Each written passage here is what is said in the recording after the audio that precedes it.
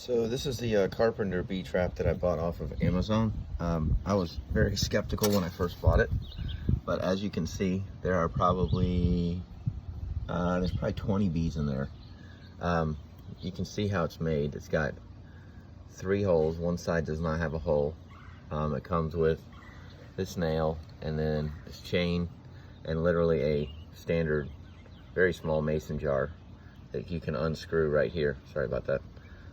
The holes, as you can see, kind of slant up a little, just a little that way, but the bees find this thing and they drop down into the jar and then they can't get out and they die.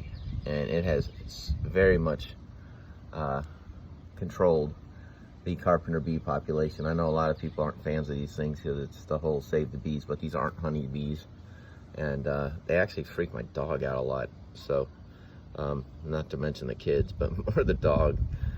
Anyway, it works. A couple suggestions. I hung another one right on a piece of wood like this, so it kind of was touching all here, and it didn't have any space on the backside. This one worked great. The other one, not one bee.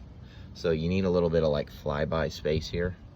And then secondly, I noticed that you don't want it in the heat. So this is kind of sheltered. You can see there's a staircase here, and then the back of a deck is right here, and it worked perfectly. Now, the last thing I'll tell you is it takes them about 3 days to find it. So don't just throw this thing up there and think like, boom, all of a sudden there's gonna be bees in there. Once they found it, it was on. So this has been hanging for probably a week and a half, maybe. And there's the production, but again, it took a while to make that happen. So be patient. It works. It works really well. I think they were $15 a piece, and gave the other one to a friend. Exact same thing happened.